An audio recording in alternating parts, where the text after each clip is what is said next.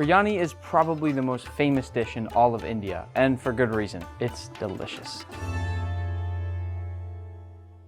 Biryani might sound complicated, and it does take a little time, but I'm gonna break it up for you into 6 simple steps. The first step being toasting off your spices. The first spice is cinnamon, which I'm gonna break up into the pan. Then bay leaf, which I'll tear up as well. Notice how I'm starting with the larger spices first. Then star anise, which smells a little bit like licorice. A few cardamom pods. Then some mace. Before cooking biryani, I'd never seen the whole spice like this. Then some cloves, fennel seeds. Then caraway seeds, which look a lot like fennel, but a bit darker. Some black peppercorns, black cardamom, which smells very strong and smoky, and coriander. Now we'll turn our heat to medium low, and then as we toast, it's a little bit less about what you see and more about what you smell. Your nose should tell you when they're done. You're looking to release all of that beautiful flavor from these fragrant spices. The other thing I like to look out for are those crackles that start to happen with the spices. Sometimes they'll even start to jump around in the pan a little bit, and that should tell you they're getting closer to being toasted off correctly. Once your spices are fragrant and they look and sound and feel toasted, go ahead and immediately pour them off into your mortar. I also tend to wait to add in my nutmeg until after I've finished toasting so that it doesn't burn. Now, I love this part. I like the sounds, I like the feeling of it all. The smell that you get is so incredible. You can almost see the scent climbing right out of the mortar as you break these apart. This is a really difficult smell to describe if you are not right there in front of it. The best way I can describe it is almost like a warmly spiced, fresh baked pastry. It's sweet and woody with hints of licorice and citrus, but you also get all sorts of smokiness and even this flour-like smell. Once fully ground, your spice mix is done. Step number 2 is marinating our chicken, and for that I'll start with some yogurt, then this ginger garlic paste, some of this Kashmiri chili powder, as well as some turmeric. What you're seeing here is one of my favorite parts about cooking Indian cuisine. It's so colorful. Then a few scoops of that biryani spice mix that we just made, a nice pinch of salt, and a few split open green chilies. If you split them like this, they'll give off tons of flavor but be really easy to take out at the end. Mix this up until your chicken marinade is evenly combined. Unbelievable colors. You may be wondering, Nick, where'd you get such a cool shirt? The shirt came from one of my subscribers who lives in India and gave it to me as a gift when I was there. Once you've mixed your chicken marinade, add in all of that chicken. We're using chicken with the bone in, not boneless chicken. That way the chicken won't dry out in our biryani. And then really get in there with your hands and make sure everything is fully mixed. Hit every corner of all that chicken. The better you mix it in, the better your biryani. The smell is this beautiful spiced yogurt. This is one of the things that makes biryani so incredible, the layering of so many different flavors. We have one spice mix in here that's being spread around by a nice tart yogurt, and then separately our rice will have all different kinds of seasonings, and then you'll see when we layer it all together how that flavor really builds up. Once fully mixed, cover and place in the fridge for at least 2 hours, preferably overnight. To finish the chicken, this here is one of my prized possessions. This is a beautiful biryani pot, and into it I will add some ghee, and as that's melting down, I'll put on some gloves and grab my chicken from the fridge. This one has been marinating overnight. Once the ghee is melted, I'll place all my chicken skin side down, layering it all the way in an even layer across the bottom of the pan.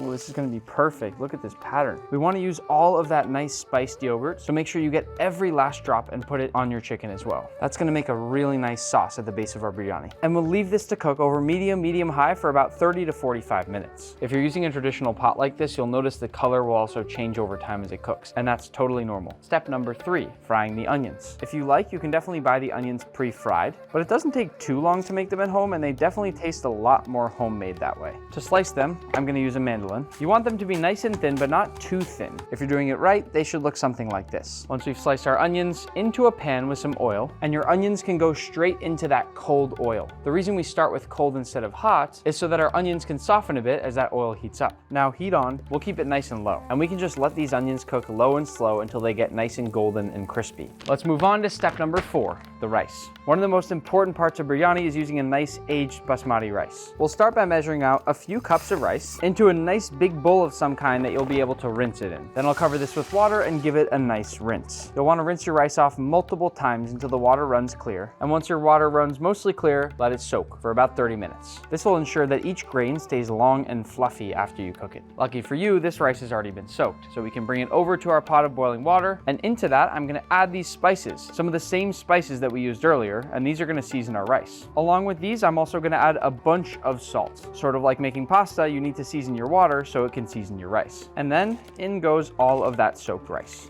Bring this up to a nice hard simmer and then let it go for 5 to 7 minutes or until the rice is cooked about 75% of the way through. Make sure to watch carefully and taste as you go. While that rice cooks, I will pull off our crispy onions because those look finished. With these, I'll spread them out into some paper towels and they should continue to crisp up and set as they dry out and leak off some of that oil into the paper towel. Set those aside and move back over to our rice. Once each grain is soft on the outside and a little harder on the inside, it's done. Pour it off into a colander to strain out all that extra liquid, and your rice is now finished. You'll want to make sure to pick out all the extra little bits that were in there. I'm letting it stay nice and dry on this sheet tray here. And now we move on to step number 5, which is the layering process. The first step for this process is to make some saffron milk. I have some very special saffron that I'm going to crush up into this warm milk, and if you watch carefully, right away you should see that it should start to get a little yellow on the outsides of the saffron. I'll mix this up and set it off to the side to continue to bloom. And then another great thing about biryani, all of the fresh, delicious herbs. Here we have mint and cilantro, and with these you'll just want to pick off all of the leaves. You can chop it up with a knife if you want, but I tend to just use my hands. And for the cilantro, I'll just shave off all those leaves. Like I said, now we start layering. First with half of our crispy onions evenly around that chicken, then a nice sprinkle of that mint and cilantro. Make sure when you do this that everything is evenly spread out. The better you spread it, the more even that flavor will be.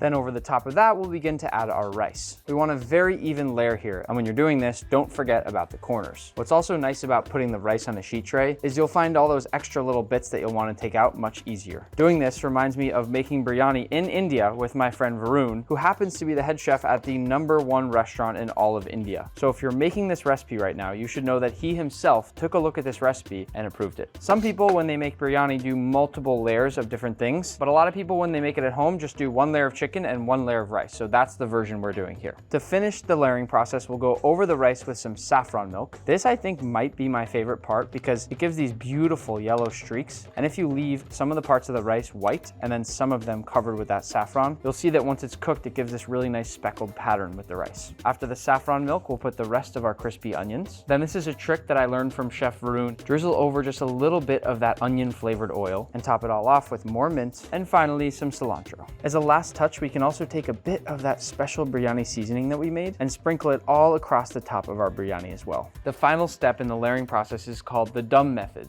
D-U-M. All we're gonna do is make a little dough here. You can even just eyeball this. You're not going to eat this dough, and you wanna add just enough water that it can all hold together. What we're really making right now is a lid that we'll cover our biryani pot with to bake. Once the dough feels like it's hydrated enough, you can go ahead and get in there with your hands. And now we can just work it like a normal dough. The reason we're making this dough lid is because it traps all that steam inside the biryani and will keep everything nice and moist. Really doesn't matter what it looks like, as long as it can form a nice airtight lid, just big enough that it can drape over the sides of your biryani pot. I'm not going to tell you that this will be quick. It will take a long time. Once you think you've rolled it out enough, grab that biryani pot, bring it back in, stretch it, and be sure to pull it nice and tight. Then squeeze all around the edges to secure it. We want a nice hard seal so that none of that moisture can escape while cooking. As our final step before baking, I'll paint over a little bit of ghee all around the dough, which will give it a beautiful golden brown finish, but also make sure that that dough doesn't crack when it cooks. And finally, we are ready to bake. There's already a few large bubbles starting to form on our lid, and this is a great sign. This means that steam is building up on the inside, which should give us a very tender biryani. When your biryani looks done, be very careful. If you are really quiet, you can almost hear a few of these cracking sounds as the lid settles once it comes out of the oven. After all the hard work, it's time to cut it open. Once you've cut around the edges, open it up. Wow. That plume of steam that you just saw is probably one of the best smells you will ever experience. So now, despite how long we've just cooked this for, maybe the hardest part for me is always knowing where to take a nice scoop. I'm going to use this as my plate. And I'll scoop for some of that nice yogurt sauce that was on the bottom there. Oh, it's been all caramelized. The smell is this incredibly complex, irresistible smell. It makes you want to dive right in. As my first taste, oh my gosh, seasoned to perfection, but also fall apart tender. I can't believe how good the chicken is. It's actually even better than I thought it would be. It's so soft, flaky, and still very tender. It's perfectly cooked. And then for the rice and the rest of my biryani, I'll finish it with just a bit of this onion raita. Just a simple yogurt, onion, few herbs, a little bit of that biryani spice blend that we made. I had to take the plate with me.